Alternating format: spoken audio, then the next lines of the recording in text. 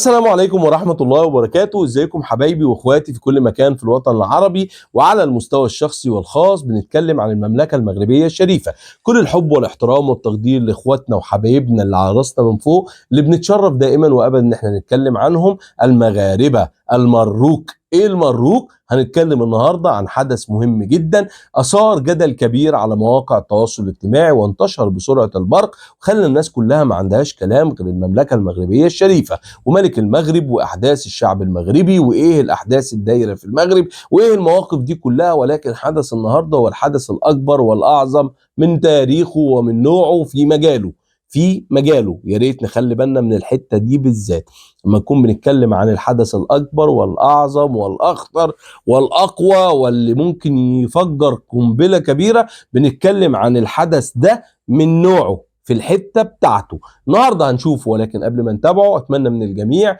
ندعمنا باللايك واشترك في القناه ويفعل زر الجرس، ويلا مع بعض. وما تنسوش تكتبوا رايكم مهم جدا يا جماعه، لان الراي ده معناه ان انت بتخلي الناس كلها تسمع وتشوف، واللي انت مش قادر تقوله للناس كلها بتكتبه وبتخلي الناس تخش تقراها بعد كده. تعالوا مع بعض نسمع تفاصيل الفيديو، اتفضلوا معايا. إفريقيا. وأظن أن الأمر يتعلق بكون المغرب سيلعب فعلا في المستقبل هذا الدور، وهو أن يكون منصة استراتيجية ليس فقط للربط بين الشمال والجنوب، ولكن حتى بين المناطق الأخرى في الشرق والغرب، على أساس أنه يتوفر على اتفاقيات استراتيجية مع كل بلدان المنطقة، وكذلك باعتباره يتوفر على آفاق مشرقة فيما يتعلق بالتنمية المستدامة في الداخل وفي علاقات الجوار. ذكرت نقاطا كثيرة ومعظمها كان يعني ضمن في التحييم الذي أجرته الخارجية الألمانية على موقعها الرسمي على الإنترنت. دكتور راينيكه، كم من الوقت يستغرقه عادة استئناف العلاقات الدبلوماسية بين بلدين تمت بينهما قطيعة بالشكل الذي رأيناه، وما هي الخطوات المتعارف عليها في هذا الشأن؟ Es gibt da keine förmlichen ليست هناك إجراءات رسمية ودائمة. قد يكون قد تكون التطورات سريعة جدا. حاليا ليس هناك سفير ألماني في الرباط وليس هناك سفير مغربي في برلين، ولكن يمكن تغيير ذلك خلال 48 ساعة، ولكن لابد أن ترافق ذلك خطوات أخرى من أجل إعادة إنعاش هذه العلاقات. ليس هناك قاعدة عامة، ولكن ربما خلال أيام أو أسابيع قليلة. طيب دكتور تاج الدين، يتساءل كثيرون بأي شكل ستنعكس المصالحة الألمانية المغربية على الخصومة المغربية الإسبانية؟ هل سيمهد هذا التقارب بين ألمانيا والمغرب مثلا لتسريع تطبيع العلاقات المغربية الإسبانية أم العكس؟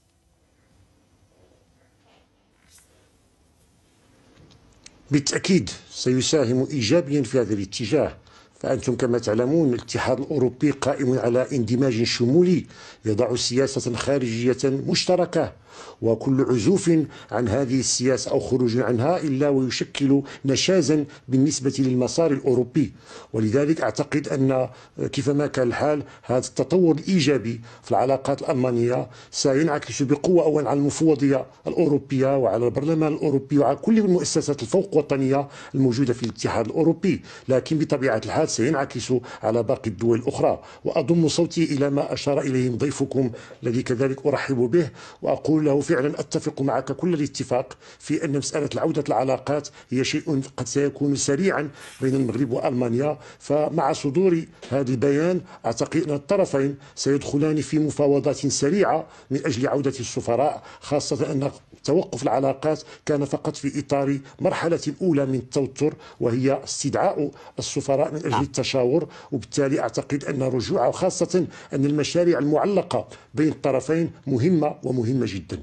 المشاريع المعلقة هي بمثابة خسارة تكبدها المغرب وتكبدتها ألمانيا أيضا. نستعرض بعض جوانب هذه الخسارة في التقرير التالي ونعود إلى ضيفينا. أن أحيانا تظهر بالخسائر الأرباح أو تظهر الأرباح أكثر وتتجلى بذكر الخسائر.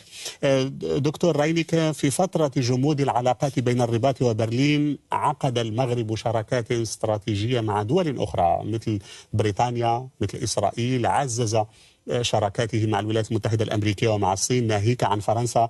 هل كان ذلك دافعا للخطوة الألمانية الأخيرة؟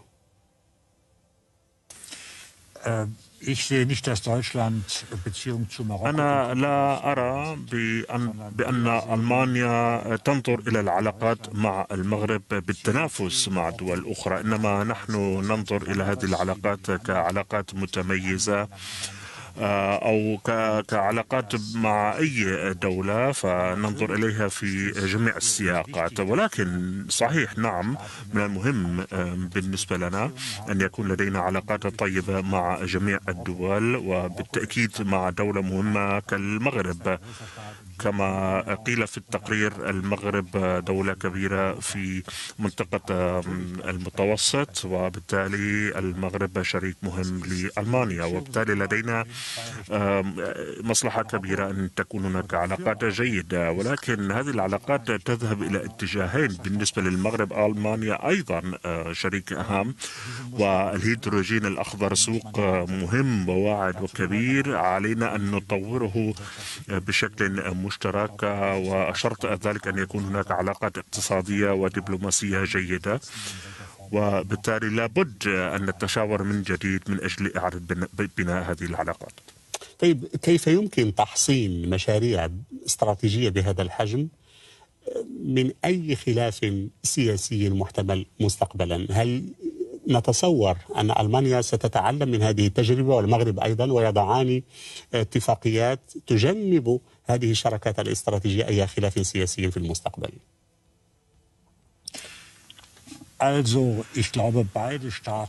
أظن أن كلا الدولتين عريقتين وتعرفان كيف يتم بناء العلاقات وتشكيلها، ومن المهم أن يكون هناك احترام متبادل.